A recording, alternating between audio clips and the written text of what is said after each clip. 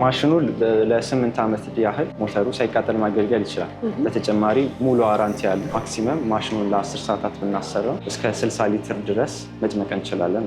በወር ውስጥ እስከ 100,000 ብር ትርፍ ማግኘት እንችላለን። ማሽኑ ድምፅ አልባ ነው፣ ምንም አይነት ድምፅ የለውም፣ አይረብሸንም ማለት ነው። ሰላም ጤና ይስጥልን ውድ የገበያ ቢዝነስ ተመልካቾቻችን እንዴት ናችሁ? በዛሬ ፕሮግራማችን ብዙዎቻችንን የዘይት ዋጋ እያማረረ ይገኛል። በዛሬ ፕሮግራማችን ግን የተለያዩ የቅባት እህሎችን መጭመቂያ ማሽን በቤታችን ሆነን ልንሰራው የምንችልበት ወይም ደግሞ ለንግድ ብንጀምርበት እጅግ አዋጭ የሆኑ ማሽኖችን ዋጋ፣ ግብአቶችን እንዲሁም ደግሞ ሌሎች ዘርዘር ያሉ መረጃዎችን ለእናንተ ለተመልካቾቻችን እያደረስናችሁ ቆይታ የምናደርገው ነው። እስከ ፕሮግራማችን ፍጻሜ ድረስ አብራችሁ እንድትቆዩ በአክብሮት እየጋበዝኩኝ ፕሮግራሙን የመራው እኔ ትንግርት ሙሉጌታ ከካሜራማናችን ሃይማኖት አብዱ ጋር በመሆን ቆይታ እናደርጋለን። መልካም ጊዜ ይሆንላችሁ።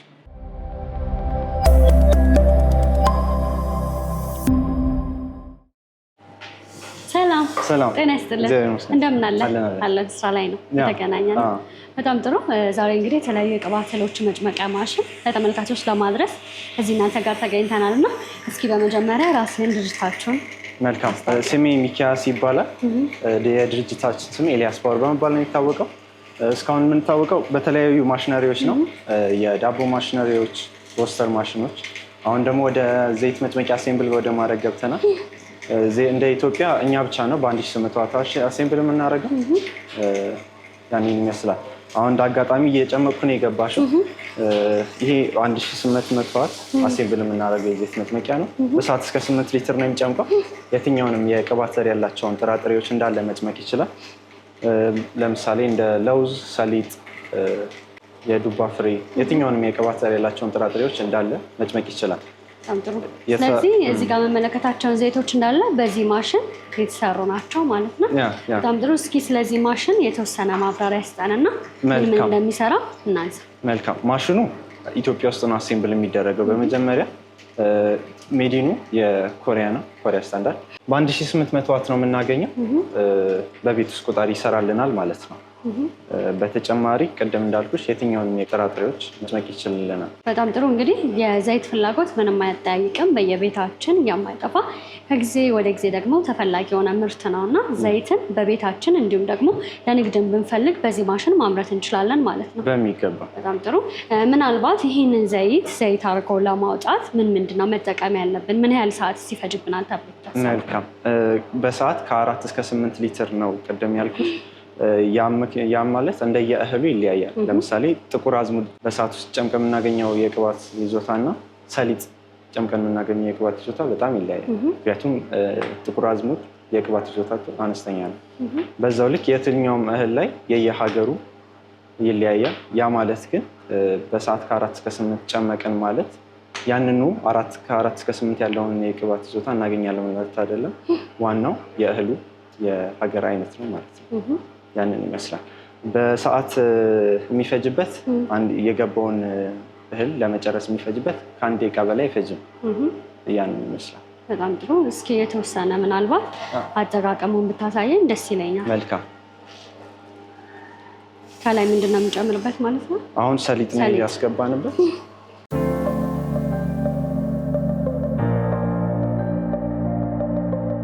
ስለዚህ ተረፈ ምርቱን ለመኖ ወይም ደግሞ ለተለያዩ ነገሮችን መጠቀም እንችላለን። በምንጨምቅበት ሰዓት ቴምፕሬቸሩ በስነ ስርዓት ዘይቱ አልቆ መጨመቅ አለበት። ምክንያቱም ለመኖ በምናቀርብበት ሰዓት በምናስረክብበት ሰዓት ዘይት ሊኖረው አይገባም። ያንን ይመስላል። ስለዚህ ራሱ ከታች የሚወጣውን እያወጣ ተረፈ ምርቱን እያወጣ ዋናው ተረፈ ምርቱን በዚህ መልክ ያወጣልና በተጨማሪ ማሽኑ 5 ፋን አለው። ያ ማለት ማሽኑ እንዳይሞቅብን ነው የሚያደርገው። በተጨማሪ በምንጠቀምበት ሰዓት ላይ የማይነቃነቅ ወይም እንደዚህ ስቴብል የሆነ ቦታ ላይ መቀመጥ አለበት። ያን ይመስላል። ማሽኑ ለ8 ዓመት ያህል ሞተሩ ሳይቃጠል ማገልገል ይችላል። በተጨማሪ ሙሉ ዋራንቲ አለ። ዋራንቲው ለ1 ዓመት ብቻ ሳይሆን ማሽኑ በእጃቸው እስካሉ ድረስ ኤልያስ ፓወር መስተው እስከገዙ ድረስ በየትኛውም ሰዓት በ24 ሰዓት ውስጥ ስፔር ቢፈልጉ ማግኘት ይችላል። በጣም ጥሩ። ምናልባት በዚህ ማሽን በቀን ምን ያህል ሊትር ዘይት ማምረት እንችላለን ተብሎ ይታሰባል? በቀን ውስጥ ማሽኑ 24 ሰዓት መስራት ይችላል። ማክሲመም ማሽኑን ለ10 ሰዓታት ብናሰራው እስከ 60 ሊትር ድረስ መጭመቅ እንችላለን ማለት ነው። በቀን ማለት ነው። ስለዚህ አሁን እነዚህ የዘይት ምርቶች በዚሁ ማሽን እየተጨመቁ ናቸው ማለት ነው። ምናልባት እዚህ ጋር ማወቅ የምፈልገው እንግዲህ ገበያው ላይ የተለያዩ የዘይት ምርቶች አሉ እና ብዙ ጊዜ በዚህ ማሽን ሲጨመቁ ምናልባት የጣዕሙ ጉዳይም ተመልካቾች ሊያሳስባቸው ይችላል እና ገበያው ላይ ካለው ዘይት በዚህ የምንጨምቀው ምንድን ነው ልዩነቱ? ምናልባት እሱን ብናነሳ።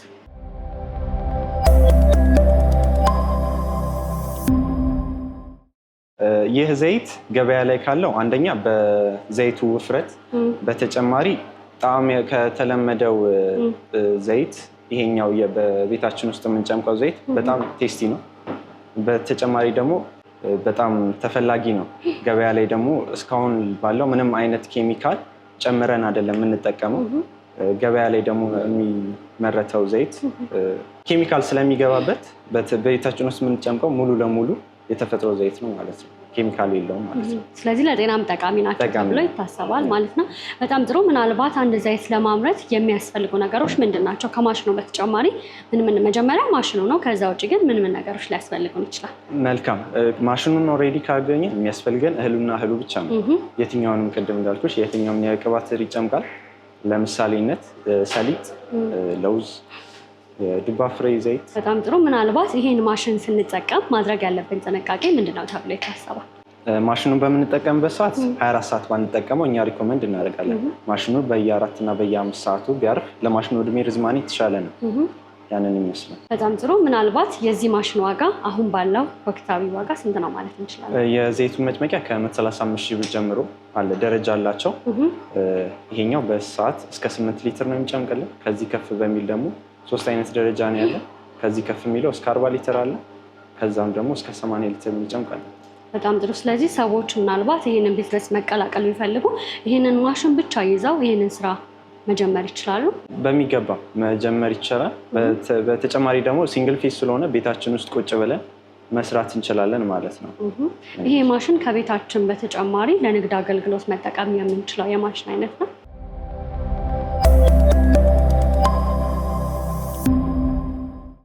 በሚገባ ቅድም ያልኩሽ በሲንግል ፌዝ ነው።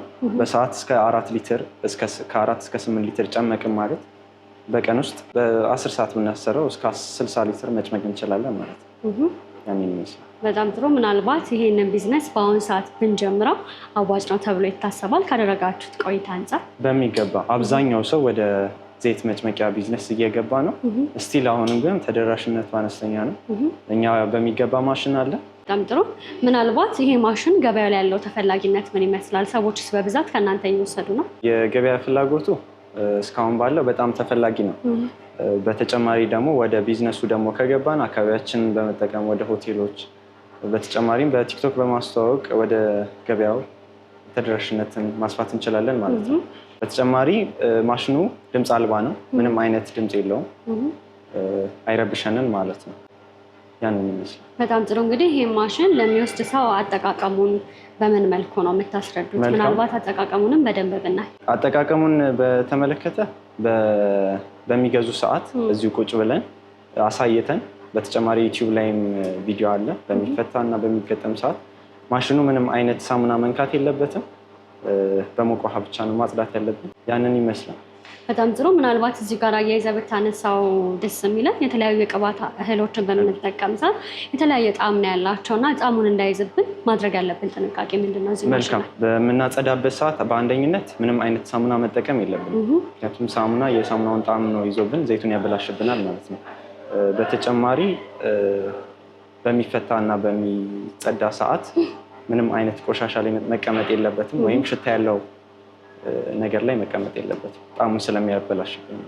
አጽድተን ከጨረስን በኋላ ወዲያው መጠቀም እንችላለን ወይስ ራሱ የሚፈልገው ደቂቃ አለ? አጽድተን ከጨረስን በኋላ ውሃው እንደደረቀ፣ የማሽኑ ውሃ እንደደረቀ፣ የሚወጡት ፓርት እንደደረቀ ማስገባት እንችላለን። መፈታታት ያለብን ግን ስለሚያቃጥል ከ30 ደቂቃ በኋላ ማሽኑ እንደቀዘቀዘ መፈታታት እንችላለን። በጣም ጥሩ። ምናልባት ሰዎች ይህንን ቢዝነስ በደንብ መቀላቀልና መስራት ከቻሉ በወር እስከ ምን ያህል የተጣራ ትርፍ ሊያገኙ ይችላል ተብሎ ይታሰባል? መልካም። ማሽኑን እንደገዙ ነው ወደ ስራ እንደገቡ በወር ማክሲመም እስከ 100 ሺህ ብር ማግኘት ይችላሉ ማለት ነው። በጣም ጥሩ። እንግዲህ እነዚህን የቅባት እህሎች መጭመቂያ ማሽን እናንተ ጋር ቢመጡ ደንበኞች ከ135 ሺህ ብር ጀምሮ ማግኘት እንደሚችሉ ነግረኸኛል እና ምናልባት ካሽ ለማይከፍሉ ደንበኞች ያዘጋጃችሁት ሌላ አማራጭ አለ? ጥሩ ጥያቄ ነው ያነሳሽው። የባንክ ብድር በሚገባ አዘጋጅተናል። ከኦሮሚያ ኢንተርናሽናል ባንክ ጋር በመተባበር የትኛውንም የማሽን አይነት መግዛት ይችላሉ ማለት ነው። በጣም ጥሩ። ምናልባት ይህንን ስራ ማንኛውም ሰው ቢጀምረው ትርፋማ ሊሆን ይችላል ተብሎ ይታሰባል? ቢዝነሱ አዋጭነቱ ምንም ጥርጥር የለውም። ምክንያቱም ወደ ቢዝነሱ ከገባን ማክሲመም በቀን ውስጥ እስከ 6 ወይ 7 ሊትር ሸጥን ማለት እስከ 10 ሺህ ብር በቀን ውስጥ ትርፋለን ማለት ነው። ማሽኑን በተመለከተ ለአጠቃቀም በጣም ቀላል ነው። ስታርትና ፓውዝ የሚል አለ። ስታርትና ፓውዝ መነካት ሰዓት ማሽኑን የምናስጀምርበትና የምናስቆምበት ነው። ኦይል እና ቴምፕ የሚለው ቴምፕሬቸር መጨመሪያውና መቀነሻው ነው። ያ የሚያደርገው እያንዳንዱ እህል የሚጠቀመው ቴምፕሬቸር ይለያያል። እሱ ደግሞ በተጨማሪ በማኑዋል ላይ ያለ ሰሊጥ ላይ የምንጠቀመው ቴምፕሬቸር እና ኑግ ላይ የምንጠቀመው ቴምፕሬቸር ስለሚለያይ ያንን በምናደርግበት ሰዓት ማስተካከል አለብን። ምክንያቱም ሊያሳርርብን ይችላል የምንጠቀመው። ስለዚህ የምንጠቀመውን ነገር ማኑዋሉ ላይ ስለተጻፈ ሰዓቱንም ደቂቃውንም ከዛ መመልከት እንችላለን ማለት ነው። ማኑዋሉ የሚነግረን ምን ያህል ቴምፕሬቸር መጠቀም እንዳለብን ነው። በተጨማሪ እያንዳንዱ የቅባት አይነት ምን ያህል የቅባት ይዞታ እንዳላቸው ነው የሚነግረን። የእኛን አጀስትመንት አንዴ ከተጠቀመ በኋላ ምንም አይነት ንክኪ ያስፈልገዋል። ኦልሬዲ የተረፈ ምርቱን ዘይት አይተን ቴምፕሬቸር የሚያስፈልገው ከሆነ እንጨምርለታለን፣ ካልሆነ እንቀንስለታለን ማለት ነው። ስለዚህ በዋናነት ይህን ስራ ለመጀመር የሚያስፈልገው የቅባት እህሉና በሁለተኛነት ደግሞ ማሽኑ ነው ማለት ነው። ስለዚህ ሁለቱን ይዘን ይህን ስራ መቀላቀል እንችላለን በሚገባ። ማሽኑ በተጨማሪ ጨምቀን ከጨረስን በኋላ ይፈታታል። እሱን ደግሞ እንዴት እንደሚፈታታል ላሳይሽ።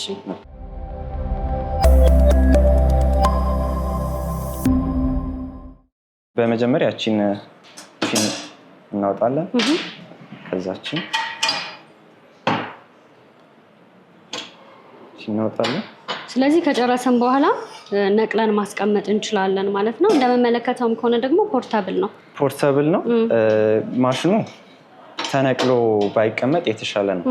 ከፈታታም በኋላ ቺኛዋ ብረት የምትጠቅመን በእጅም ይወልቃል። በተጨማሪ ግን ጉልበት የሚያስፈልጋቸው ሰዎች ስላሉ እችኛዋ ለእሱ ነው የተዘጋጀችው። እናወጣበታለን። ከዛችሁ የሚጸዳውና የሚታጠበው ፓርት እነዚህ ብቻ ናቸው። በተጨማሪ ራሱን የቻለ ብሩሽ አለ ማጠቢያ። አጥበን ከጨረሰን በኋላ ከደረቀ በኋላ ማሽኑን በዚህ መልክ የምናስገባው ማለት ነው።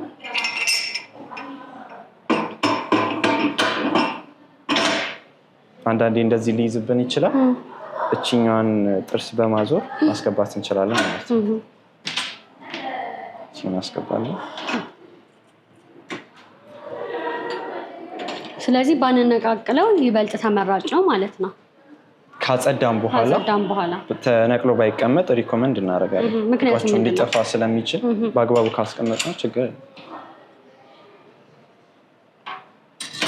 ስለዚህ በዚህ መልኩ ማጽዳት እንችላለን ማለት ነው። በዚህ መልኩ ማጽዳት እንችላለን። ቅድም እንዳልኩት በተጨማሪ ምንም አይነት ሳሙና መንካት የለበትም። በማሽኑን በሚገዙ ሰዓት ደግሞ ምንም አይነት ብልሽት ቢያጋጥም ብዙ ጊዜ ብልሽት ሊያጋጥም የሚችለው ከማሽኑ ሳይሆን ከአጠቃቀም ብቻ ነው። ምንም አይነት ብልሽት ቢያጋጥም እዚሁ ኤልያስ ፓወር መጥተው ሜንቴናንስ ማግኘት ይችላሉ። በጣም ጥሩ። ሁሉም ማሽኖች እዚህ ጋር መመለከታቸው ተመሳሳይ አገልግሎት ነው የሚሰጡት? በሚገባ። እነዚህ ትናንሾቹ ናቸው። አንድ አይነት ጥቅም ነው ያላቸው። ከዚህ ከፍ የሚሉ ግን አሉ። ቅድም እንዳልኩሽ በካፓሲቲያቸው በሰዓት 40 ሊትር የሚጨምቃሉ እና 80 ሊትር የሚጨምቃሉ።